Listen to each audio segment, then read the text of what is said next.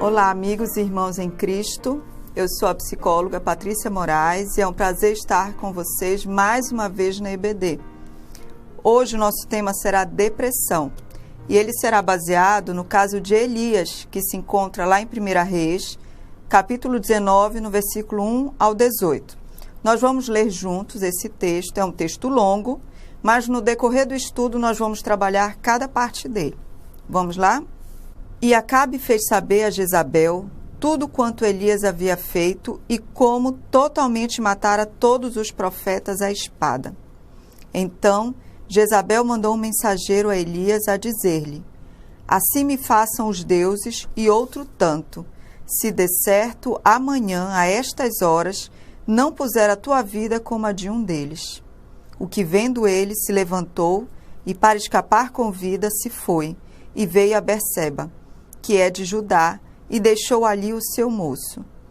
E ele se foi ao deserto, caminho de um dia, e veio e se assentou debaixo de um zimbro, e pediu em seu ânimo a morte, e disse: já basta, ó Senhor, toma agora a minha vida, pois não sou melhor do que os meus pais. E deitou-se e dormiu debaixo de um zimbro. E eis que então um anjo tocou e lhe disse: levanta-te e come. E olhou, e eis que à sua cabeceira estava um pão cozido sobre as brasas, e com uma botija de água. E comeu e bebeu, e tornou a deitar-se. E o anjo do Senhor tornou segunda vez, e o tocou e disse: levanta-te e come, porque muito comprido te será o caminho. Levantou-se, pois, e comeu e bebeu, e com a força daquela comida, caminhou 40 dias e 40 noites até Horebe, o monte de Deus. E ali entrou numa caverna, e passou ali a noite, e eis que a palavra do Senhor veio a ele e lhe disse: que fazes aqui, Elias? E ele disse: tenho sido muito zeloso pelo Senhor, Deus dos exércitos, porque os filhos de Israel deixaram o teu concerto, derribaram os teus altares e mataram os teus profetas à espada. E eu fiquei só, e buscam a minha vida para me tirarem. E ele lhe disse: sai para fora, e põe-te neste monte perante a face do Senhor. E eis que passava o Senhor, como também um grande e forte vento, que fendia os montes e quebrava as penhas diante da face do Senhor. Porém, o Senhor não estava no vento. E depois do vento, um terremoto. Também o Senhor não estava no terremoto. E depois do terremoto, um fogo. Porém, também o Senhor não estava no fogo. E depois do fogo, uma voz mansa e delicada. E sucedeu que, ouvindo a Elias, envolveu o seu rosto na sua capa e saiu para fora. E pôs-se à entrada da caverna. E eis que veio a ele uma voz que dizia: que fazes aqui, Elias? E ele disse: eu tenho sido um extremo zeloso pelo Senhor, Deus dos exércitos, porque os filhos de Israel deixaram o teu concerto, derribaram os teus altares e mataram os teus profetas à espada. E eu fiquei só, e buscam a minha vida para me tirarem. E o Senhor lhe disse: vai, volta pelo teu caminho para o deserto de Damasco, vem e unge a Azael, rei sobre a Síria. Também a Jeú, filho de Ninsi, ungirás rei de Israel, e também Eliseu, filho de Safate, de Abel-Meloá, ungirás profeta em teu lugar. E há de ser que o que escapar da espada de Azael, matá-lo-á Jeú, e o que escapar da espada de Jeú, matá-lo-á a Eliseu. Também eu fiz ficar em Israel 7.000, e todos os joelhos que se não dobraram a Baal, e toda a boca que não o beijou. Então, esse texto, ele vai mostrar a trajetória, né, de Elias, o que ele passou e o que Deus fez por ele durante esse período. E eu queria dizer assim, todos nós, em algum momento da vida, nós passamos por momentos de desânimo, de tristeza, e algumas pessoas momentos de depressão, assim como o Elias. E algumas pessoas não sabem nem o porquê. Elias fala aqui 2 vezes bem claro, e nós vamos ver mais lá na frente, ele sabia o porquê. Mas muitas pessoas não sabem o porquê do seu desânimo, o porquê da sua depressão. E às vezes até se sentem culpadas por terem tudo, né? Por terem família, por terem amigos, por terem emprego, por terem uma vida financeira estável, ter segurança. Aparentemente não enxergam motivo algum. E as pessoas ainda criticam.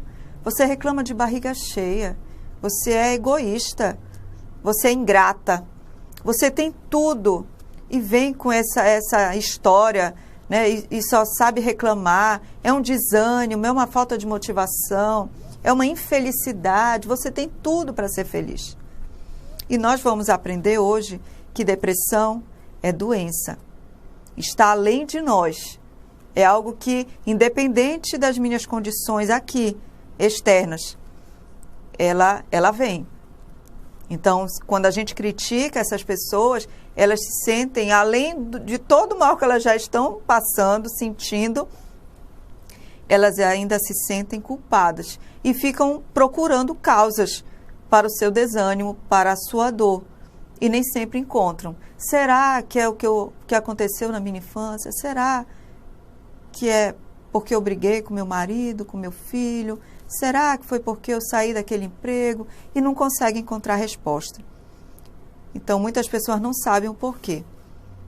Quais são as causas, Patrícia? Por que algumas pessoas apresentam, né, depressão e outras não?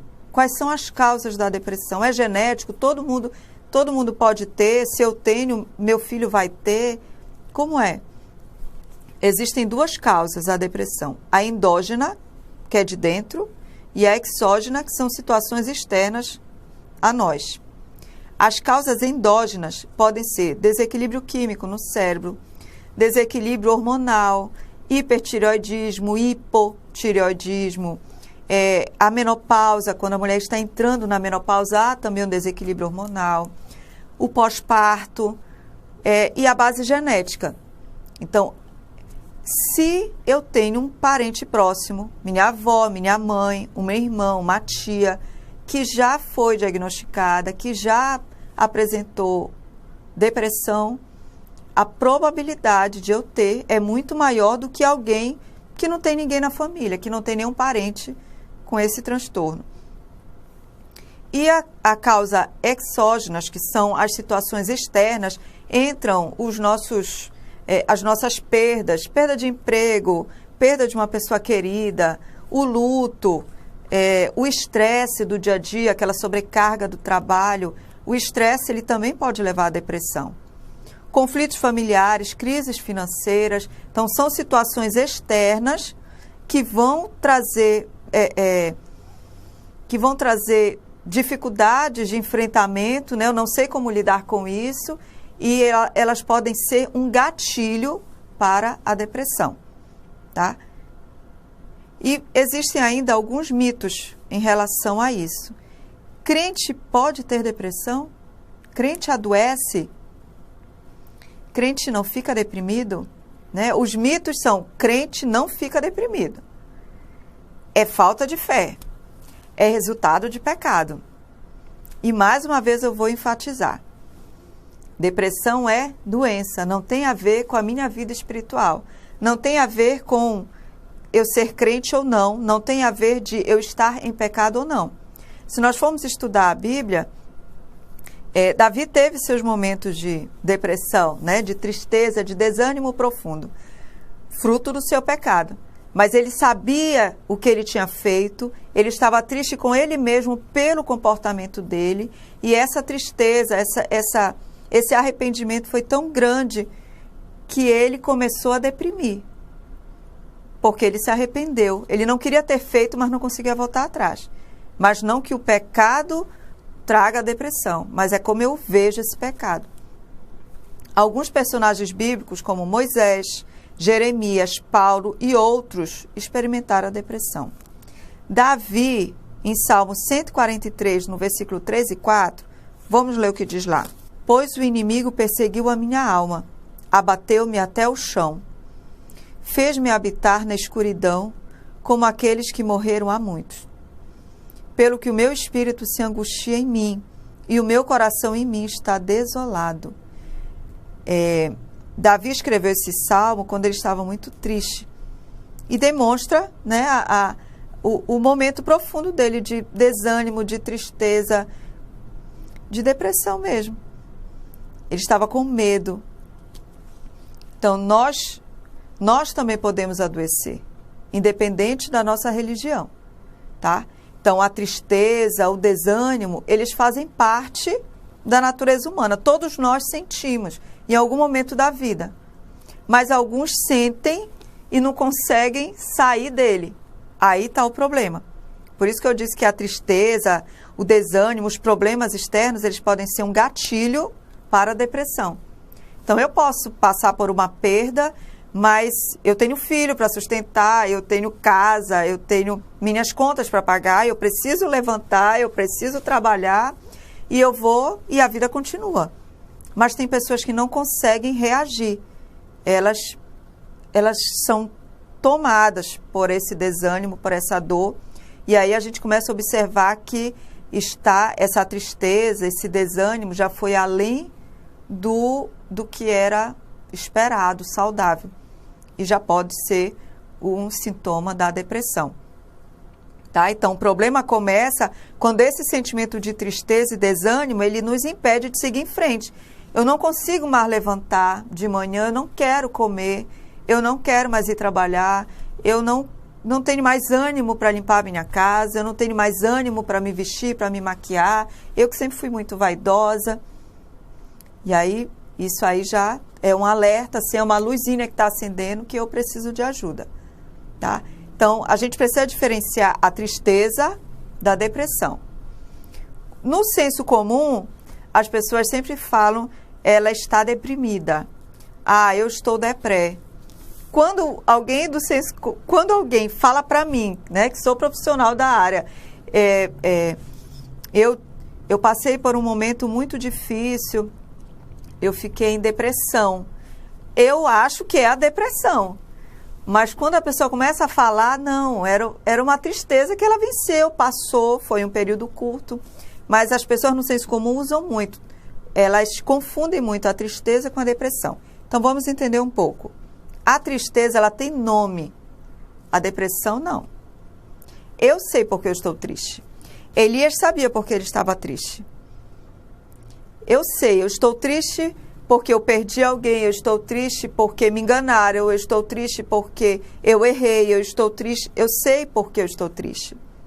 Mas a depressão, ela pode surgir, esse vazio, esse buraco no peito, essa tristeza profunda, ela pode surgir do nada. Eu posso sentir vontade de chorar do nada. Eu não sei porquê, essa angústia, esse buraco, essa dor, eu não sei. Então, nem toda tristeza é depressão, tá? Então, a depressão surge sem uma causa específica, sem nome. E o que eu apresento quando eu estou em depressão? Humor deprimido. Eu estou sempre para baixo. Nada me faz rir, nada enche meus olhos. Você pode me dar o dinheiro que for, o presente que for, nada vai alegrar meu coração. O sentimento de vazio, perda de interesse ou prazer em quase todas as atividades habituais, sentimento de desvalia ou culpa. Tudo é por minha culpa. Tudo que está acontecendo é por causa de mim. E o pensamento de morte ou suicídio. É muito comum nas pessoas que sofrem de depressão, porque elas querem se livrar daquele sentimento. Nem sempre quando a gente tenta o suicídio, quando a gente pensa em morte, é porque queremos morrer. Mas é porque queremos nos livrar daquela dor, queremos nos livrar daquele problema. E aí a gente precisa pedir ajuda. Porque quando nós estamos adoecidos, a nossa visão fica tão limitada, a gente só enxerga uma saída. E geralmente essa saída é a morte. A gente não consegue enxergar outras possibilidades. E aí a gente precisa conversar com alguém, a gente precisa pedir orientação para alguém. A gente pode procurar um profissional, um psicólogo, a gente pode procurar o nosso pastor, que ele pode nos orientar, nos aconselhar, né? e ampliar a nossa visão, ampliar as nossas possibilidades. Não, você pode fazer isso, você pode fazer isso aqui, né? Para ampliar e nós começarmos a enxergar outras saídas. Então, depressão é doença, depressão tem tratamento, tem cura, tem remédio. Isso quando nós procuramos ajuda no início, porque eu posso ter uma crise depressiva, não me trato, daqui a um tempo eu vou ter de novo, aí a probabilidade de eu ter de novo é muito maior e a probabilidade de eu ter sempre também. Então, por isso a gente tem que trabalhar desde o início, tem que cuidar, tratar desde o início da depressão para que ela possa ser tratada e não voltar mais. O profeta Elias, ele tinha consciência da causa do seu humor deprimido. Ele sentia-se perseguido, ameaçado, sozinho e atribulado. Ele disse assim: tenho sido zeloso na causa do Senhor. Em paga sou perseguido e ameaçado. Sinto-me sozinho e abandonado. Ele era lutador. Elias era lutador. Mas chegaram ao ponto em que suas forças se foram e perdeu a vontade de lutar. Vocês já conheceram alguém que era dinâmico, ativo, falante? Era uma pessoa alegre, divertida e que, de repente, mudou completamente. Mudou o ânimo, não quer mais fazer as coisas que fazia antes, perdeu a esperança. Eu conheci, ele era cristão, já teve experiência com Deus, era uma pessoa dedicada na obra do Senhor, mas agora parece assim que ele esqueceu tudo que Deus já fez, ele esqueceu o Deus que ele serve. A falta de esperança é muito característico das pessoas que sofrem de depressão, tá? Aí, por isso que falo, crente não pode, porque crente tem Deus, crente tem esperança. Mas se ele está doente, é característica da depressão, a falta de esperança. Em 1 Reis 19, no versículo 4, diz assim: basta, toma agora, ó Senhor, a minha alma, pois não sou melhor do que meus pais. Ao ser jurado de morte por Jezabel, a idólatra e cruel rainha israelita, Elias fugiu para salvar sua vida, mas curiosamente ele pediu a sua morte. Ele fugiu para se salvar, mas pediu a sua morte. Aí você começa a perceber os sentimentos paradoxais, assim, uma hora eu amo, uma hora eu odeio, uma hora eu quero, outra hora eu não quero, né? A pessoa fica muito confusa. Elias reclamava da solidão, mas deixou o seu moço e foi embora sozinho. Ele achava-se fraco, mas não queria comer. A depressão é marcada por esses sentimentos. Então, como é que eu posso reagir? Como é que eu posso sair dela? Como é que eu posso me livrar desse sentimento, dessa dor, desse vazio, se eu não quero comer, eu não quero sair de casa, eu não quero reagir, mas também não quero estar aqui? Aí fica confuso até para quem está ao nosso redor, né? Eu convido para sair, vamos para a igreja comigo, vamos lanchar, vamos lá visitar a mamãe, vamos ali. A pessoa não quer sair de casa, mas reclama que se sente sozinho, que sente um vazio. Então, é muito comum esses sentimentos contraditórios, tá? Elias viu o extraordinário poder de Deus em ação no Monte Carmelo, mas quando Jezabel ameaçou matá-lo, ele fugiu para o deserto e mergulhou no desânimo. O afeto deprimido, a pessoa que está deprimida, ela distorce a memória e ela só traz à tona os fracassos e as derrotas. Por isso, aumenta mais o desânimo e a falta de esperança. Então, Elias viu Deus mandar fogo do céu. Quantas experiências Elias teve com Deus. Mas, nesse momento, parece que ele esqueceu o Deus que ele servia. Porque ele foi tomado pelo medo, pela angústia, né? Ele estava na emoção. Então, o pessimismo, a falta de esperança e esse pensamento seletivo, né, dos fracassos é característica das pessoas que estão em depressão. Então, Elias queria morrer e poderia ter feito isso, se não fosse o tratamento que recebeu do anjo enviado por Deus. Nós podemos ser o anjo do nosso irmão, do nosso amigo, da nossa família, Deus pode nos usar para tratar, ajudar o nosso irmão que está adoecido, que está desanimado, que está triste, que está em depressão. E Deus mandou um anjo para cuidar dele. Vamos ver o que Deus providenciou. Primeiro, Deus providenciou a satisfação física de Elias. Está lá no versículo 5 e 6. Através de um anjo, mandou-lhe alimento e bebida, bem como um sono restaurador. Em seguida, recomendou-lhe uma revigorante caminhada. Quando nós estamos deprimidos, nós não sentimos fome e dormimos muito. Nos sentimos fracos, sem força, sem energia.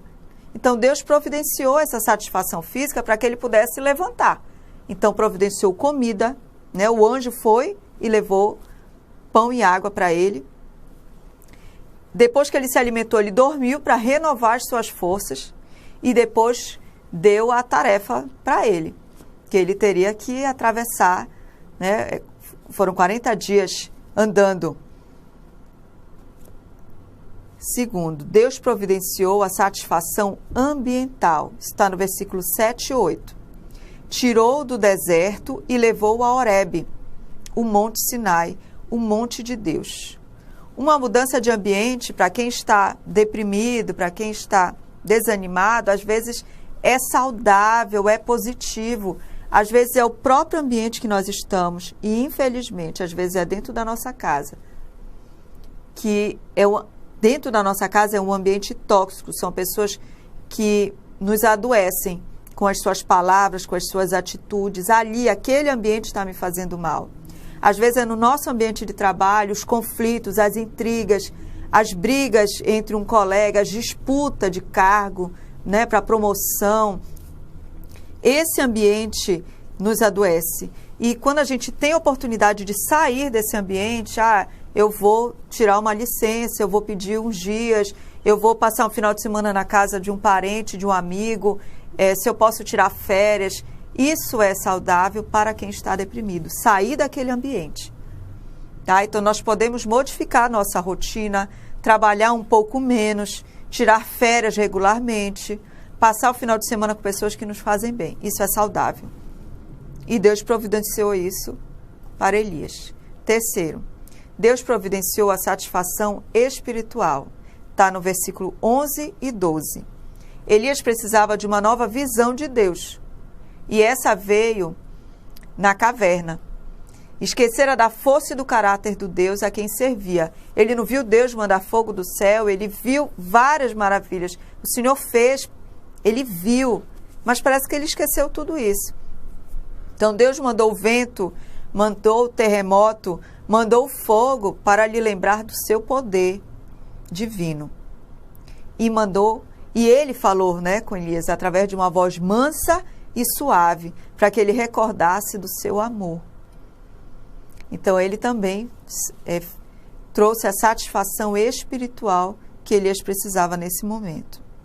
Quarto, Deus providenciou a satisfação ocupacional. Elias sentia-se cansado e fracassado. Ele queria uma aposentadoria eterna. Elias queria morrer. Mas Deus não desistiu dele. Em resposta às suas queixas, Deus deu-lhe mais trabalho e agora a sua missão era internacional. E o Senhor tem uma missão para mim, tem uma missão para você. A nossa hora vai chegar. A morte vai chegar para todos nós. Mas só Deus sabe o dia que será. E esse dia só vai chegar depois que todos os propósitos do Senhor se cumprirem em nossas vidas. Elias queria a morte, pediu a morte. Mas Deus não deixou, porque Deus ainda tinha uma missão para ele. E deu essa missão, né? Deus tem propósito, ainda tem propósito para mim e para você. Por isso ainda estamos aqui, por isso ainda estamos vivos, com vida, com saúde. Quinto, Deus providenciou a satisfação emocional. Está no versículo 17 e 18. Elias estava deprimido, sentia-se sozinho e buscava a solidão.